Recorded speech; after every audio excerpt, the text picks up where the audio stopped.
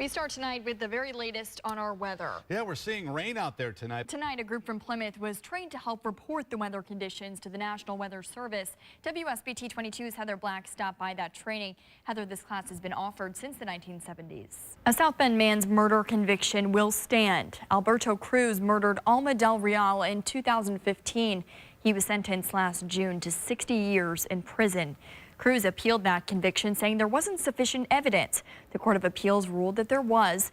Cruz changed his story several times to police. He admitted that he punched, shoved, choked Del Real, and then dumped her body. In the appeal, Cruz argued he didn't consciously kill her. Amber Pastor was back in court this morning. The Fort Wayne mother is facing murder charges after admitting to smothering two of her children with her hands. Pastor has been undergoing a competency evaluation. Two doctors saw her in both reports already, but Pastor's attorney says he hasn't had much time to look at them and asked for that delay in the hearing. Pastor will be back in court on March 16th. That's when she'll find out if she's competent to stand trial. Also in Elkhart County Court, a Goshen man is facing 2 murder charges and an attempted murder charge.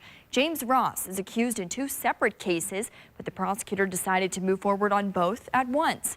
Charges were filed against Ross in the September deaths of Anthony and Antonio McLean.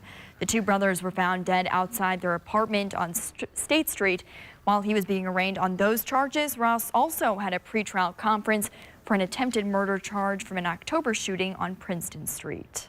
Since we had him in court, Ross will be in court again for the attempted murder charge next month. There's a growing diplomatic divide tonight between the United States and Mexico as the Trump administration continues its crackdown on illegal immigration.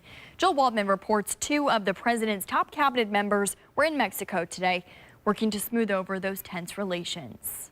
We discussed The future of travel right in our backyard. Still ahead at 10. We're going to take you inside a unique experiment at Notre Dame. And some strong words from Pope Francis, why he's making headlines for his comments on what he calls greedy Catholics.